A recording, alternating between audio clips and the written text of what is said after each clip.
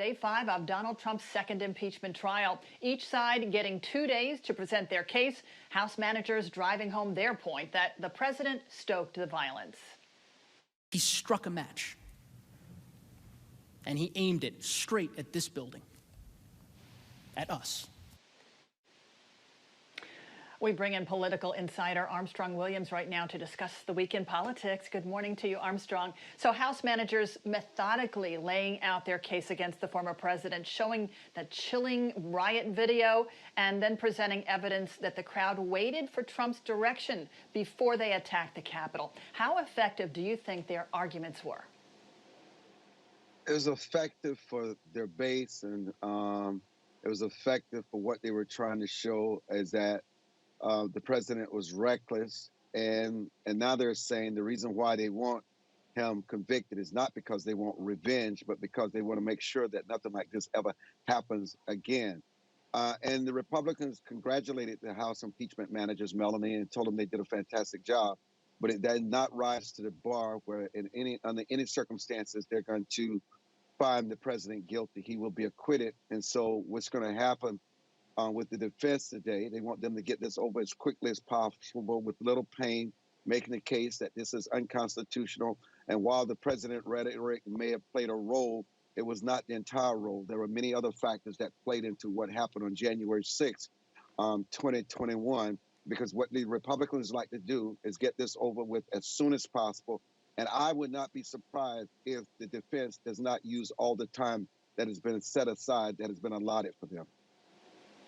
Yeah, we're actually hearing that they could cut things short. So we'll see what happens over the weekend. It will continue into the weekend. I want to turn to the coronavirus right now. And President Trump has ordered 200 million more doses of the coronavirus vaccine from both Pfizer and Moderna. He says they'll be delivered by midsummer. And this week we're seeing pharmacies locally distributing the vaccine for the first time. But boy, has it been hard to get an appointment. Supplies are not keeping up with the huge demand, and the rollout's been really confusing for a lot of folks. So what more should the administration be doing at this point?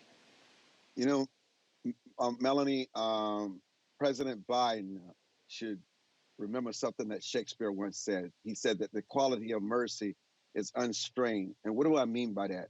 What we need to do is take a look at West Virginia, South Dakota, and North Dakota, and ask ourselves why, more than any other place in the United States and even in the world, they have the lowest cases. They have the best system for distributing the vaccine. And the reasons why is because of simplicity. First, they say, if you're 75 years or older, we'll give you the vaccine.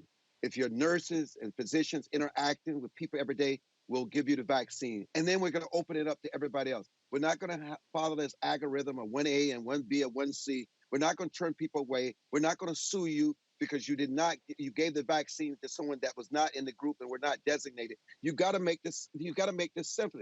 You got to create this delivery mechanism that no matter what, everybody possible gets this vaccine. And what you've got to do is loosen these draconian measures that you have in place with these algorithms that keeps coming from the CDC and other places to let people freely distribute this vaccine to everybody that they possibly can to get as many people vaccinated. And until that changes, we will continue to have this bureaucracy and people will not get the vaccine in a timely manner as they should. Yeah. All right. We're also hearing this morning that former President Trump was reportedly much more ill with COVID-19 back in October than the White House publicly admitted at the time. This new reporting coming from the New York Times, and it says that Trump's oxygen level, they had dropped so low, they were in the 80s, that doctors considered putting him on a ventilator. Why do you think the president didn't really come clean about his true condition? You know what? I have to tell you, Melanie, it was clear during that time that the president was very ill and they wanted to put him on a ventilator. This is not the first time we're hearing about putting him on a ventilator. And I don't know if the president ever comes clean. The president wants to be tough. He wants to set an example, not to be weakened by the virus and not given to fear.